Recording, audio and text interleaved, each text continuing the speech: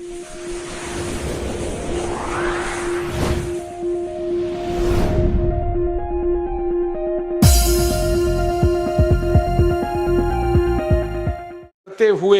योग आसन प्राणायाम आदि करते हैं तब इसका पूरा लाभ होता है। तो मैं आपको आपकी जिंदगी के लिए छोटे छोटे कुछ 4 नियम बताना चाहता हूं और ये 4 नियम का पालन आप सब करिए।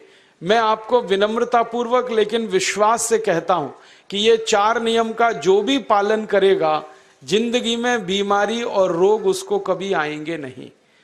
परम पूजनीय स्वामी रामदेव जी खुद 40-45 साल से इन 4 नियमों का पालन करते हैं। आप भी अगर ये पालन करेंगे तो बहुत अच्छा होगा। मैं भी करता हूं मेरे जीवन। मैं पिछले 15 वर्षों से योग प्राणायाम करता हूं, उसके साथ कुछ नियम मैंने बनाए हैं, वो नियम का पालन करता हूं और वही नियम आपको बताना चाहता हूं। स्वामी जी पालन करते हैं, मैं करता हूं, हमारे लाखों योग शिक्षक करते हैं और इन नियमों का पालन करने से हमको इतना लाभ हुआ है कि कभी बीमारी आती नहीं। 15 साल से मैंने हर बार मेरा बीपी चेक किया, नॉर्मल है, शुगर नॉर्मल है, ट्राइग्लिसराइड्स नॉर्मल है, कोलेस्ट्रॉल नॉर्मल है। पिछले 15 साल में कभी सर्दी जुकाम भी नहीं हुआ, गला भी नहीं बैठा, कभी हॉस्पिटल नहीं देखा, कभी डॉक्टर के पास नहीं गए, क्योंकि जरूरत नहीं पड़ी। और वो जरूरत नहीं पड़ी क्योंकि हम निरोगी हैं, स्वस्थ हैं। ये निरोगी और स्वस्थ होने के लिए आयुर्वेद की एक छोटी सी जानकारी आपसे मैं शेयर करना चाहता हूं। आयुर्वेद में ये कहा गया है कि किसी भी व्यक्ति को निरोगी होना है, रोगमुक्त होना है, तो अपने जीवन में 3 बातों का ध्यान रखे। अपना वात, पित्त और कफ तीनों का संतुलन रखे। वो 3 तरह के दोष हैं हमारे शरीर में, वात, पित्त, कफ। आपने सुना होगा ये त्रिदोष आधारित शरीर है। जब वात बहुत बिगड़ जाता है तो 80 से ज्यादा रोग आते हैं। जब पित्त बहुत बिगड़ जाता है तो लगभग 46 से 50 रोग आते हैं और जब कफ बिगड़ जाता है तो 28 रोग आते हैं और वात, पित्त, कफ तीनों बिगड़ जाएं तो 148 रोग आते हैं। सर्दी, खांसी, जुकाम से लेकर और कैंसर तक जो आखिरी रोग माना जाता है, ये सब वात, पित्त, कफ के बिगड़ने का खेल है। तो इस देश के आयुर्वेद चिकित्सा के सबसे महान लोगों में से कुछ नाम आप जानते हैं, जैसे चरक ऋषि, जैसे सुश्रुत ऋषि। ऐसे एक ऋषि हुए बाघभट्ट। बाघभट्ट ऋषि ने एक पुस्तक लिखी है, उसका नाम है अष्टांग हृदयम, और एक पुस्तक लिखी है उसका नाम है अष्टांग संग्रहम। इन दोनों पुस्तकों में उन्होंने 7000 नियम बताए हैं। उनमें से 4 बताता हूं, अच्छे लगे तो आज से ही पालन करो और दूसरों को भी बताओ ताकि कोई भी इन नियमों का पालन करे तो बीमार ही ना पड़े। ये चारों नियम हैं वात, पित्त और कफ को संतुलित रखने के लिए। अब वात, पित्त, कफ तीनों एक साथ आपके संतुलित रहें तो उसके लिए पहला नियम है खाना खाने के तुरंत बाद पानी नहीं पीना। ये पहला नियम है। आप बोलेंगे ये तो बड़ी मुश्किल बात है, खाना खाते ही पानी पीते हैं हम तो सबके सब, और बिना पानी पिए खाना ही नहीं खाते। कई लोग तो खाने से ज्यादा पानी पीते हैं, खाना कम खाते हैं, पानी ज्यादा पीते हैं। ये खाना खाने के बाद पानी कभी भी नहीं पीना, क्योंकि महर्षि बाघभट्ट कहते हैं भोजनांते विषम वारी, माने भोजन के अंत में पानी पियो तो जहर के पीने के जैसा है। इसलिए वो कहते हैं कभी भी खाने के तुरंत बाद पानी मत पियो। अब आप मुझे पूछोगे क्यों नहीं पिए, कारण बता दो। कारण मैं बताना चाहता हूं सरल भाषा में। हम जब खाना खाते हैं ना तो पेट में सारा खाना इकट्ठा होता है। पेट में एक स्थान होता है, उसको हम कहते हैं जठर। संस्कृत में, हिंदी में जठर कहते हैं, अंग्रेजी में उसको एपिगैस्ट्रियम कहते हैं, हिंदी में कुछ लोग उसको आमाशय भी कहते हैं। ये जठर छोटा सा स्थान है। आपके पेट में नाभि है ना, उसके लेफ्ट साइड में बाईं तरफ छोटा सा स्थान है। सारा खाना आपका इसी स्थान पर आता है। जो भी आप खाते हो, रोटी, चावल, दाल, सब्जी, दूध, दही, कुछ भी खाओ, सब कुछ जठर में आता है। अब जठर में जैसे ही खाना इकट्ठा होता है तो उसमें आग जलती और उस आग को कहते हैं जठर अग्नि। मिला के बोल देते हैं जठराग्नि। आप जैसे ही खाना खाते हो, पेट में जठर में अग्नि जलती है, वो अग्नि खाने को पचाती है। और अग्नि खाने को ऐसे ही पचाती है जैसे रसोई घर की अग्नि खाने को पकाती है। आपके रसोई घर में आप अग्नि जलाओ, उसके ऊपर दूध रख दो, दूध में थोड़ा चावल डाल दो, अग्नि जब तक जलती रहेगी खीर तब तक बनती रहेगी। आप घर में अग्नि जलाओ, उसके ऊपर पानी रख दो, उसमें दाल डाल दो, दाल की पकने की क्रिया तब तक चलेगी जब तक अग्नि जलेगी। ऐसे ही पेट में होता है। जैसे ही आपने खाना खाया, पेट में अग्नि जलती है, और जब तक अग्नि जलती है तो खाने के पचने की क्रिया चलती है। जैसे रसोई घर में खाना पकाते हैं, वैसे ही पेट में भी खाना पकता है। इसी को हम पचने की क्रिया कहते हैं, अंग्रेजी में उसको डाइजेशन कह देते हैं। तो आपने खाना खाया, पेट में अग्नि जल गई, अब वो खाने को हजम करेगी, पचाएगी। अब मुझे एक प्रश्न का उत्तर दो आप, कि जैसे ही आपने खाना खाया, पेट में अग्नि जल गई और वो खाने को पचा रही है, तुरंत आपने गट गट गट गट पानी पी लिया, और खूब ठंडा पानी पी लिया, बर्फ मिलाया हुआ पानी पी लिया, फ्रिज का पानी पी लिया। क्या होने वाला है? अग्नि जलेगी कि बुझेगी? अग्नि के ऊपर पानी डालो तो अग्नि और पानी की दोस्ती नहीं है, दुश्मनी है। पानी अग्नि को बुझा देता है। तो आपने खाना खाया, अग्नि जली, पीछे से गटगट पानी पी लिया, अब अग्नि शांत हो गई, अब खाना पचेगा नहीं, तो वो पेट में पड़ा पड़ा सड़ेगा, और सड़ा हुआ खाना 100 से ज्यादा विष पैदा करेगा, और वो 100 विष आपकी जिंदगी को नरक बना देंगे, और जिंदगी भर आप बीमार पड़े रहेंगे। आपको मालूम है, कई लोग कहते हैं मुझे पेट में बहुत गैस बनती है। ये गैस उन्हीं को बनती है जिनका खाना हजम नहीं होता। कोई लोग कहते हैं कि मुझे पेट में जलन होती है, ये जलन उन्हीं को होती है जिनका खाना पचता नहीं। कोई कहते हैं कि मेरे पेट में एकदम गुम हो जाता है, फूल जाता है, ये सब वो लक्षण हैं जब खाना पचता नहीं। तो खाना पचेगा नहीं तो सड़ेगा, सड़ेगा तो विष पैदा करेगा, और वो विष आपको बीमार करेंगे। इसलिए महर्षि बागभट्ट ने कहा, खाना खाते ही पानी मत पियो। समझ में आया? फिर आप बोलोगे कितनी देर तक नहीं पिए? कम से कम 1 घंटे तक। 1 घंटे बाद पानी पियो। आप बोलोगे जी 1 घंटा क्यों? ये जो अग्नि जलने की क्रिया है, ये लगभग 1 घंटे तक ही चलती है पेट में। उसके बाद अग्नि अपने आप शांत हो जाती है, उसके बाद पानी पी लो। तो खाना अगर 10 बजे खाया तो 11 बजे पानी पियो, 11 बजे खाया तो 12 बजे पियो, 12 बजे खाया तो 1 बजे पियो, 1 घंटे बाद पानी पियो। अब आपके मन में यह सवाल आ सकता है कि खाना खाने के पहले पी लें क्या? हाँ पी लो, 40 मिनट पहले पेट भर के पानी पी लो।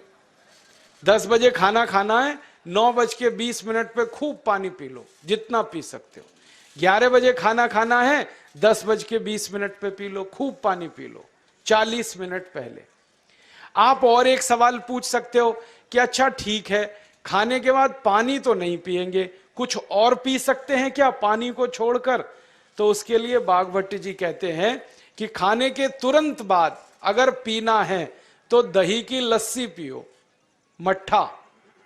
खाने के बाद अगर तुरंत पीना है तो फलों का रस पियो, गन्ने का रस पी लो, संतरे का रस पी लो, मौसमी का रस पी लो, अनार का रस पी लो। अब आप कहोगे ये सब महंगी महंगी चीजें बता रहे हैं, गन्ने का रस, संतरे का रस, अनार का रस, पैसे तो है नहीं। तो सबसे सस्ता रस है नींबू का ही रस पी लो, शिकंजी बना के पी लो, वो तो सबसे सस्ता है। तो खाना खाने के बाद या तो दही की लस्सी पियो या रस पियो। और एक तीसरी चीज है, दूध पी सकते। तो खाने के तुरंत बाद पीना है तो दही की लस्सी या मट्ठा, खाने के तुरंत बाद पीना है तो कोई फल का रस, खाने के तुरंत बाद पीना है तो दूध। पानी 1 घंटे बाद पियो।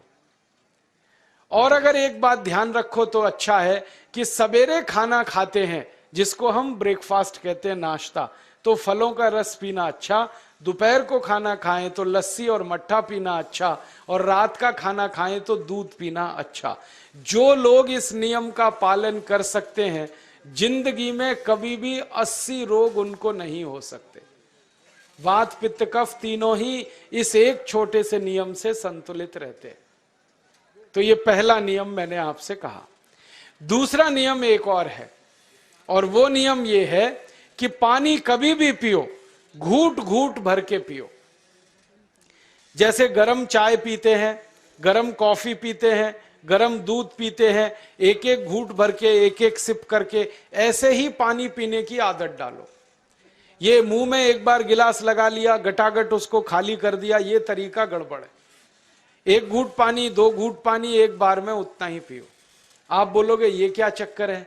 बात ऐसी है कि एक एक घूट पानी जब हम पीते हैं तो मुंह की लार पानी के साथ मिलकर पेट में अंदर जाती है, और ये जो मुंह की लार होती है ये क्षारीय होती है, और पेट में हमेशा अम्ल बनता रहता है।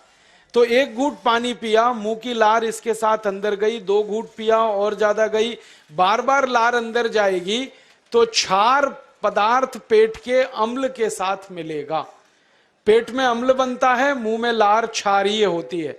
तो ये क्षार को अम्ल में मिला दिया जाए और ये अच्छे तरीके से मिलकर पेट में जाए तो कभी भी कोई व्यक्ति के पेट को अम्लता नहीं होती, एसिडिटी नहीं होती। और पेट में अम्लता नहीं होती तो रक्त में अम्लता नहीं होती, और जिनके रक्त में अम्लता नहीं होती उनकी जिंदगी में कभी भी वात पित्त कफ के असंतुलन की स्थिति पैदा नहीं होती। इसलिए पानी घूट घूट करके पीना। मैं आपको एक छोटा सा मेरा ऑब्जर्वेशन बताता हूं, परीक्षण। आप भारत देश में या दुनिया में कहीं भी जाओ, मनुष्य को छोड़कर पशु पक्षियों को देखना शुरू करो, वो पानी कैसे पीते। किसी चिड़िया को पानी पीते हुए देखो, किसी पक्षी को पानी पीते हुए देखो, वो चोंच के एक बूंद ही के बराबर ही पानी उठाता है। एक बार में एक बूंद पानी लेगा, फिर थोड़ी देर चोंच चलाएगा, फिर पिएगा, फिर दूसरी बूंद लेगा, फिर चोंच चलाएगा, फिर पिएगा, फिर तीसरी बूंद। एक एक बूंद पक्षी पानी पीता है। कुत्ते को पानी पीते हुए देखो, चाट चाट के पानी पीता है। शेर को पानी पीते हुए देखो, चाट चाट के पानी पीता है। जितने जानवर चाट कर पानी पीते हैं, जितने पक्षी एक एक घूंट पानी पीते हैं, किसी भी पक्षी और किसी भी जानवर को डायबिटीज नहीं है, किसी को अर्थराइटिस नहीं है, कोई पक्षी ओवरवेट नहीं है, कोई पशु ओवरवेट नहीं है। वो सब स्लिम और ट्रिम है, क्योंकि वो इतने होशियार हैं कि पानी चाट के पीते हैं या घूट घूट करके पीते। अब मुझे ये हैरानी होती है कि ये पशु पक्षियों को कौन सिखाता है? वो अपने जन्म से ये ज्ञान सीख के आते। उनका कोई गुरु नहीं है, उनका कोई विद्यालय नहीं है, उनके कोई प्रशिक्षण शिविर नहीं लगते, फिर भी उनको इतनी अकल है कि पानी घूट घूट पीना। और हम ये मनुष्य जिनके इतने गुरु, इतने विद्यालय, इतने कॉलेज, सीखने वाले, सिखाने वाले, और हम मूर्खों के मूर्ख गटागट गटागट पानी पीते रहते। तो पानी पीने का तरीका बदल दो, घूट घूट भर के पानी पियो। ये दूसरा नियम है। तीसरा नियम है कि जिंदगी में कितनी भी प्यास लगे, ठंडा पानी कभी मत पियो। बर्फ डाला हुआ पानी, फ्रिज में रखा हुआ पानी, वाटर कूलर का पानी जिसका तापमान बहुत कम है, ये कभी मत पीना। क्यों? क्योंकि शरीर आपका गर्म है और पानी ठंडा है। अब होता क्या है वो मैं समझाता हूं सरल भाषा में। पेट तो गर्म है, अब इसमें ठंडा पानी डाल दिया आपने तो अंदर झगड़ा होता है। और झगड़ा क्या होता है? या तो पानी पेट को ठंडा करेगा या पेट पानी को गर्म करेगा। अगर पानी ने पेट को ठंडा कर दिया तो पेट के ठंडा होते ही हृदय ठंडा होता है, हृदय के ठंडा होते ही मस्तिष्क ठंडा होता है, मस्तिष्क के ठंडा होते ही आदमी ठंडा होता है, और आदमी ठंडा होते ही राम नाम सत्य होती है। आपको मालूम है जब शरीर ठंडा पड़ जाता है तो घर में भी नहीं रखते, निकाल के बाहर सड़क पे रख देते। जो घर आपने बनाया अपनी मेहनत से, शरीर के ठंडा पड़ते ही निकाल बाहर करते हैं उस घर में से, और फिर चिल्लाने लगते हैं लेके जाओ, जल्दी लेके जाओ, इसको जला के आओ। माने ठंडे शरीर की इज्जत नहीं है। तो ठंडा पानी क्यों पी रहे हो भाई, बंद कर दो। कोई जानवर ठंडा पानी नहीं पीता, कोई पक्षी नहीं पीता। तो आप ये ठंडा पानी पीना बंद करो, सादा पानी पीना शुरू करो। और गर्मी के दिनों में बहुत अगर आपको तकलीफ है तो मिट्टी के घड़े का पानी पी लेना, फ्रिज का और बर्फ का नहीं पीना। ये तीसरा नियम है। और चौथा और आखिरी नियम है कि आप सवेरे ही सवेरे जब सोकर उठते हो तो सबसे पहले पानी पियो। जैसे ही आपकी आंख खुल गई तो पहले 2-3 गिलास पानी पी लो, उसके बाद आप टॉयलेट में जाओ। उठते ही पानी पियोगे तो 2 फायदे हैं। पहला फायदा यह है कि पानी पेट में जाकर बड़ी आंत को साफ करता है, और जैसे ही बड़ी आंत की सफाई होगी पेट पे दबाव पड़ेगा और आप संडास घर में जाएंगे, 2-3 मिनट में पेट आपका साफ हो जाएगा। जिनका पेट सुबह एक बार में साफ हो जाता है उनकी जिंदगी में कभी रोग नहीं आता। इसलिए सुबह सुबह उठते ही पेट साफ होना जरूरी है। और उठते ही पानी पियोगे तो मुंह की जो लार है वो पानी के साथ मिलकर अंदर जाएगी। सुबह पेट में एसिड की मात्रा ज्यादा होती है, इसलिए लार का पेट में जाना बहुत जरूरी है। इसलिए सुबह उठते ही पानी पीना बहुत जरूरी है। ये 4 नियम हैं आयुर्वेद के। पहला नियम, खाना खाने के 1 घंटे बाद पानी पीना। दूसरा नियम, पानी को हमेशा घूट घूट भर के पीना। तीसरा नियम, कभी भी जिंदगी में ठंडा पानी नहीं पीना। और चौथा और आखिरी नियम, सवेरे उठते ही सबसे पहले पानी पीना। 4 नियमों का पालन जो भी अपने जीवन में कर सकता है वो वात पित्त कफ तीनों को संतुलित रख सकता है। और जिसका वात पित्त कफ संतुलित है उसके जीवन में बीमारी नहीं आती है। और जो बीमार नहीं पड़ते हैं वो स्वस्थ और तंदुरुस्त और सुखी रहते हैं। उनकी जिंदगी का खर्चा कम होता है और देश का भी बहुत सारा पैसा बचता है। आपको शायद मालूम है या नहीं, 1 साल में हम जब बीमार पड़ जाते हैं भारतवासी तो साल का करीब 6 लाख करोड़ रुपया हमारा खर्च हो जाता है उन बीमारियों का इलाज करने में। इसलिए इतना पैसा फालतू में हम खर्च करें हर साल 6 लाख करोड़, ये बहुत बड़ी रकम है। इससे बेहतर ये है कि हम बीमार ही नहीं पड़ें और स्वस्थ रहें, सुखी रहें। और ये 6 लाख करोड़ का जो खर्चा हम करते हैं बीमार पड़ने पर, अक्सर ये एलोपैथी की दवाएं खाने में खर्च होता है। और जो एलोपैथी की दवाएं हम खा रहे हैं जैसे paracetamol, Baralgan, Butazone, oxyphenbutazone, aspirin, Disprin, Novalgin, ये सब ऐसी खराब दवाएं हैं जो दुनिया के देशों में 20 साल पहले बंद हो चुकी हैं, भारत में धड़ल्ले से बिक रही हैं और हमको बीमारियों से ज्यादा गंभीर बीमारियों में फंसा रही। ज्यादातर दवाएं जो आप खाते हो वो किडनी खराब कर देती हैं, लीवर खराब कर देती हैं, आंतों में घाव कर देती हैं, विकलांगता आ जाती है, पैरालिसिस हो जाता है, ब्रेन हेमरेज हो जाता है, हार्ट अटैक आ जाता है। दुनिया में लगभग इस समय 84,000 दवाएं बिकती हैं और आपको सुनकर हैरानी होगी उनमें से मात्र 117 दवाएं हैं जो काम की हैं, बाकी सब बेकार की दवाएं हैं। उन बेकार की दवाओं को खाकर हम 6 लाख करोड़ खर्च करते हैं। ये बहुत दुख और अफसोस की बात है।